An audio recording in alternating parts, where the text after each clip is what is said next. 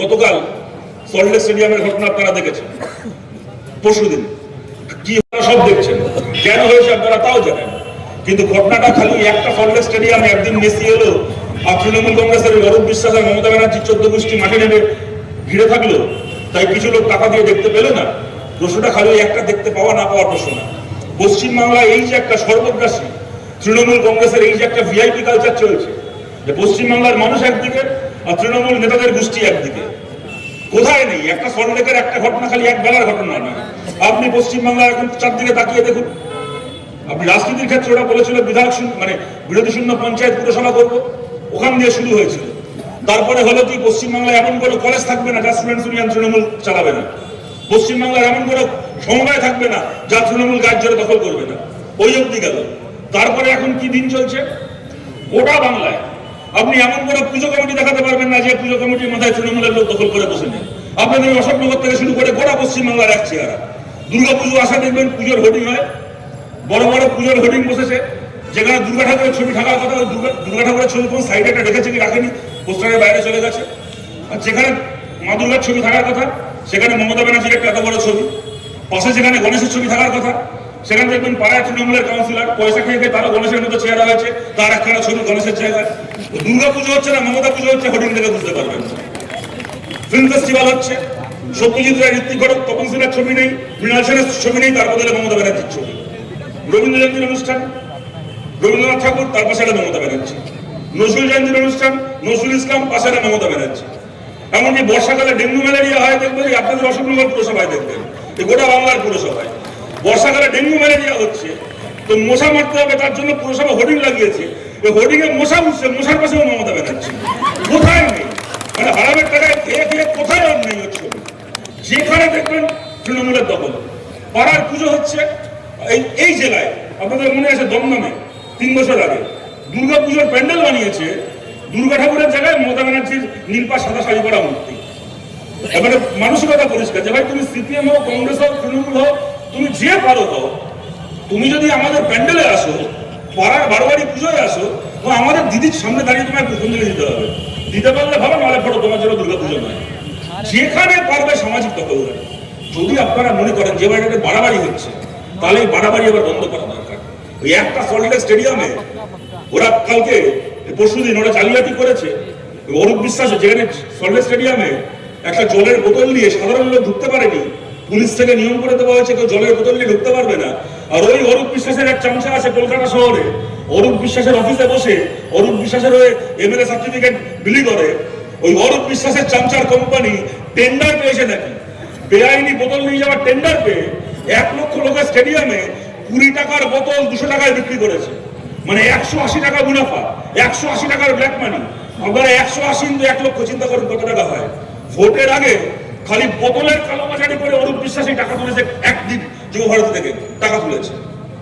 একবারে সুজিত বোস ওই আর এক চোর, ওর মেয়ে সে আরো বাবার থেকে বড় চোর, কদিন আগে ইডি জেরা করেছে চুরির কেসে। সে গিয়ে দেখি যেন মেসির ছোট শালী হয়, গিয়ে মেসির সঙ্গে দাঁড়িয়ে হ্যান্ডশেক করতে ছবি তুলছে। আর সাধারণ ছেলে মেয়ে, সাধারণ ঘরের ছেলে মেয়ে 5 মাস ধরে 6 মাস ধরে তারা 1 টাকা 2 টাকা 5 টাকা করে জমি তাদের স্বপ্ন নিয়ে তারা গেছিল, তাদের সঙ্গে প্রতারণা। একদিন একটা সল্টলেকের একটা স্টেডিয়ামের ঘটনা বলুন তো। আজকে আপনি তাকিয়ে দেখুন গোটা বাংলার দিকে যে অমিত শাহ ছেলে জয় শাহ, আমরা সমালোচনা করি, সঠিকভাবে করি। ও জীবনে কোনোদিন ক্রিকেটের ক জানলো না, ও আইসিসির চেয়ারম্যান হয়েছিল, এখন মানে বিসিসিআই চেয়ারম্যান ছিল, এখন আইসিসির মাথায় গিয়ে বসে আছে। সত্যি কথা, সমালোচনা হওয়াই উচিত। আর আমাদের পশ্চিমবাংলার দিকে তাকিয়ে দেখুন তো, পশ্চিমবাংলার খেলার মাঠের দিকে ওই যে মোহনবাগান ক্লাবের ফুটবল সেক্রেটারিতে মমতা ব্যানার্জির ভাই বাবুল ব্যানার্জি, ইস্ট বেঙ্গল চালায় কে মমতা ব্যানার্জির আর এক ভাই, মোহামেডান চালায় কে মমতা ব্যানার্জির ভাইয়েরা, অলিম্পিক অ্যাসোসিয়েশন বাংলার, hockey association, table tennis association, তার সুইমিং অ্যাসোসিয়েশন, আপনি যে ভলিবল, বাস্কেটবল, পশ্চিমবাংলার প্রতিটা ক্রীড়া সংস্থার মাথায় বসে আছে, কোথাও প্রেসিডেন্ট হয়ে, কোথাও সেক্রেটারি হয়ে। মমতা ব্যানার্জির দলের লোক নয়, মমতা ব্যানার্জির একেবারে নিজের মায়ের পেটের ভাইগুলো, বাবুল ব্যানার্জি, অজিত ব্যানার্জি, এরা কি যোগ্যতা আছে এই এতগুলো ক্রীড়া সংস্থার মাথায় বসে থাকার? এগুলো মুখগুলো দেখেছেন কোনোদিন?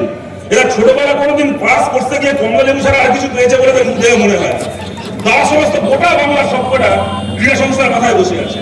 এই আপনাদেরকে বলছি, যদি মনে হয় ওদের এই সামাজিক দখলদারি এবার বাড়াবাড়ির পর্যায়ে পৌঁছচ্ছে, তাহলে খালি প্রশ্নটা নবান্নকে মমতা ব্যানার্জির হাত থেকে মুক্ত করা নয়, বাংলার সমাজকেও তৃণমূলের দখলদারির হাত থেকে মুক্ত করতে হবে।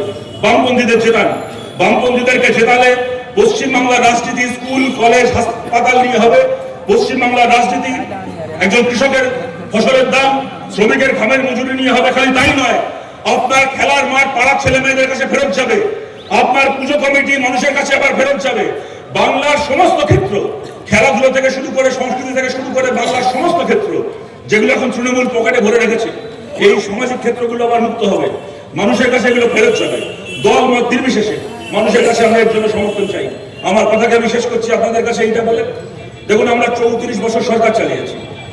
আর যদি কাউকে প্রশ্ন করা হয় এই 34 বছর গভর্নমেন্ট চালিয়ে এই 34 বছরে সিপিআইএম পশ্চিমবাংলা স্কুল কলেজ রাস্তাঘাটের উন্নয়নে কেমন কাজ করেছে, 100 কত দেবেন বামপন্থীদের? কেউ হয়তো বলবেন যে বামপন্থীদের 170 দেবো, কেউ বলতে পারেন 75 দেবো, কেউ বলতে পারেন 80 দেবো, 90 দেবো, কেউ বলতে পারেন 10 দেবো, 5 দেবো, 0 দেবো, তাও কেউ বলতে পারেন। কোনো কাজ করতে পারেনি। যদি জিজ্ঞেস করা হয় পশ্চিমবাংলার কলকারখানা কেমন হয়েছে, চাকরি বাকরির অবস্থা কেমন ছিল, কত দেবেন বামফ্রন্টকে? 100। কেউ আবার বলবেন 50, 60, 70, 80, কেউ বলবেন 5, 10, 15, 0 বলতে পারেন। কিন্তু যদি প্রশ্ন করা হয় 34 বছর পশ্চিমবাংলায় বামপন্থীরা সরকার চালালো, এই 34 বছর যাতে বাংলার সমস্ত মানুষ নিজের ইচ্ছে মতো নিজের ধর্ম পালন করতে পারেন, এই পরিবেশকে বজায় রাখার প্রশ্নে পশ্চিমবাংলায় বামফ্রন্ট সরকারকে আপনারা 100 কত দেবেন? আমাদের অতি বড় শত্রু বলতে বাধ্য। এই প্রশ্নে বামফ্রন্ট সরকারকে আমরা 100 দেবো, একটা নম্বর কেউ কাটতে পারবে না। আমরা 34 বছর আমরা সরকার চালিয়েছি। বাংলার একজন মুসলমান বলতে পারবেন না তার কখনো নিজের ধর্ম পালন করতে অসুবিধা হয়েছে। বাংলা একজন হিন্দুও বলতে পারবেন না তারও কোনোদিন নিজের ধর্ম পালন করতে অসুবিধা হয়েছে। আমরা কোনোদিন ইমাম ভাতা দিইনি, কিন্তু বামফ্রন্ট সরকারের সময় আসানসোলের ইমাম সাহেবের মতো কোন ইমামকে নিজের সন্তানকে দাঙ্গায় হারাতে হয়নি। আমরা কোনোদিন পুরোহিত ভাতা দিইনি, আমরা কোনোদিন পুজো কমিটিকে পাবলিকের টাকায় চাঁদা দিইনি, কিন্তু বাংলায় বামফ্রন্ট সরকারের সময় মুর্শিদাবাদের হরগোবিন্দ দাসের মতো, চন্দন দাসের মতো কোনো হিন্দুকেও দাঙ্গায় খুন হতে হয়নি। এইটা একটা পশ্চিমবাংলা ছিল। আমরা ওই বাংলাকে আবার ফিরিয়ে আনতে চাই। যারা দূর থেকে আমাদের কথা শুনছেন, বিজেপি 10 রকম কথা বলতে পারে, 10 রকম প্রচার করতে পারে, ফেসবুক হোয়াটসঅ্যাপে 1000টা মেসেজ ফরওয়ার্ড করতে পারে। সিপিএম ধর্মবিরোধী, এরা এর দালাল, ওর দালাল, নাস্তিক, হ্যান ত্যান। কিন্তু আপনারা জানেন, বাংলার মানুষ জানেন, আমরা বামপন্থীরা যে 100 বার আমরা ধর্মনিরপেক্ষ। আমরা চাই ভারত ধর্মনিরপেক্ষ দেশ থাক। ভারতকে ধর্মনিরপেক্ষ দেশ রাখার জন্য আমাদের শরীরের শেষ রক্তবিন্দু দিয়ে আমরা লড়াই করতে প্রস্তুত। কিন্তু আমরা সিপিআইএম ধর্মনিরপেক্ষতা বলতে নাস্তিকতা বুঝি না। আমরা কখনো মনে করি না ধর্মনিরপেক্ষ হওয়ার জন্য আপনাকে নাস্তিক হতে হবে। আমরা বামপন্থীরা, আমরা সিপিআইএম, আমরা ধর্মনিরপেক্ষতা বলতে বুঝি পরমত সহিষ্ণুতা। আপনি আপনার ধর্মকে পালন করবেন, আপনি আপনার ধর্মে বিশ্বাস করবেন, কিন্তু অন্যের ধর্মকে অপমান করবেন না, অন্য ধর্মকে ছোট করবেন না। আমরা ধর্মনিরপেক্ষতা বলতে এইটা বুঝি। সেই ধর্মনিরপেক্ষতা আমরা বাংলায় বজায় রাখতে চাই। আজকে যে রাজনীতি হচ্ছে, কে বলছে আমি দীঘায় মন্দির বানাবো, কে বলছে আমি ওই মুর্শিদাবাদে বেলডাঙায় বাবরি মসজিদ বানাবো, আর ঘরে ঘরে বেকার ছেলেমেয়েরা কি দেখছে? মমতা ব্যানার্জি দীঘায় জগন্নাথ মন্দির বানাবে, হুমায়ুন কবির বেলডাঙায় বাবরি মসজিদ বানাবে, আর বাংলার বেকার ছেলেমেয়েরা কি করবে? ওই মন্দির মসজিদের সিঁড়িতে কৌটো নিয়ে বসে ভিক্ষে করবে, জীবনে কোনোদিন আর চাকরি বাকরির মুখ দেখবে না। এই যে রাজনীতি পশ্চিমবাংলায় চলছে, আমরা এইটাকে পাল্টাতে চাই। পাল্টে রাজনীতি থাক রাজনীতির জায়গায়, ধর্ম থাক ধর্মের জায়গায়। আমরা খালি রাজনীতিকে ধর্মমুক্ত করতে চাই না, আমরা আপনার পবিত্র ধর্মকেও রাজনীতির দখলদারির হাত থেকে মুক্ত করতে চাই। আপনার ধর্মকেও মুক্ত করে মন্দিরকে, মসজিদকে আবার আপনার কাছে ফিরিয়ে দিতে চাই। আপনার মন্দিরকে, আপনার মসজিদকে যে রাজনৈতিক নেতারা এখন ব্যবসার জিনিস বানিয়েছে, সেই রাজনৈতিক নেতাদের হাত থেকে আপনার মন্দিরকে, আপনার মসজিদকে আপনার জন্য আমরা রক্ষা করতে চাই, পাহারা দিতে চাই। সেই কাজ করার জন্য আপনারা আমাদের পাশে থাকুন, যারা দূর থেকে আমাদের কথা শুনছেন। দেখুন, আমরা কোনোদিন এটা মনে করি না যে পৃথিবীর সমস্ত ভালো মানুষ খালি সিপিআইএমে আছে। আমরা জানি আমাদের পার্টির বাইরেও এরকম অনেক মানুষ আছেন যারা ভালো মানুষ, যারা মানুষের ভালো চান, যারা মানুষের মঙ্গল চান। সেই সমস্ত মানুষকে আমরা আমাদের লড়াই, আমাদের পাশে ডাকছি। হয়তো আপনাদের কারোর সাথে এর আগে আমাদের কোনো বিষয়ে মত মেলেনি, হয়তো দুটো বিষয়ে আমাদের সমালোচনা করেছেন, তখন হয়তো আমরা আপনার মতামতটা ঠিকভাবে গ্রহণ করতে পারিনি। কিন্তু আজকে যে অবস্থার মধ্যে রাজ্য যাচ্ছে, যে অবস্থার মধ্যে দিয়ে দেশ যাচ্ছে, যদি মনে করেন যে এই অবস্থাকে পাল্টে যে পথে আমরা বামপন্থীরা রাজ্যকে নিয়ে যেতে চাই সেই পথটা সঠিক পথ, তাহলে অতীতের সব বিরোধ বলে আপনাদেরকেও আমাদের পাশে চাই। আর আমাদের পার্টির কমরেডদেরকেও বলছি, আমাদের পার্টির কমরেডদেরও এটা আমাদেরও অনেক ক্ষেত্রে অনেক সংকীর্ণতা কাজ করে। আমাদের পার্টির কমরেডদেরও অনেক সময় এরকম একটা মানসিকতা থাকে যে কেউ হয়তো কোনো প্রশ্নে আমাদের বিরোধিতা করেছিল, হয়তো সিঙ্গুরের সময়, নন্দীগ্রামের সময় কোনো বিষয়ে দুটো কথা লিখেছিল আমাদের বিরুদ্ধে, কি ফেসবুকে 3টে প্রশ্ন সমালোচনা করেছে, তো আমরা তাকে সারা জীবনের জন্য আমাদের শত্রু ভেবে নিয়েছি। কিন্তু আমাদের কমরেডদেরকেও এটা বুঝতে হবে, আমাদের পার্টিতে যারা আসেন তাদেরকেও এটা বুঝতে হবে, আমরা যদি চাই আমাদের মিটিংয়ে মানুষ বাড়ুক, আমাদের মিছিলে মানুষ বাড়ুক, তাহলে নতুন মানুষ কুমোরটুলিতে অর্ডার দিয়ে বানানো যাবে না। যারা এর আগে আমাদের মিটিং মিছিলে ছিলেন না, আমাদের উল্টো দিকে ছিলেন, তাদেরকেই আবার আমাদের সঙ্গে এনে আমাদের মিছিলে, আমাদের মিটিং এবং আমাদের লড়াইয়ে ভিড় বাড়াতে হবে। তাই খোলা মনে, অতীতে কবে কোন প্রশ্নে মত মেলেনি সেটা বড় কথা নয়, আজকে কোন প্রশ্নে মত মিলছে সেই মেলার সেই মাটিতে দাঁড়িয়ে আরো বড় মহামিলনের ক্ষেত্র তৈরি করতে হবে, আরো বড় মনে, আরো উদার মনে সমস্ত মানুষকে সঙ্গে নিয়ে এই লড়াই লড়তে হবে, এই লড়াই আমাদের জিততে হবে। আপনাদের কাছে এই কথা বলে আপনাদের সবাইকে ধন্যবাদ জানিয়ে আমার কথা শেষ করছি। ভালো থাকবেন সবাই, নমস্কার।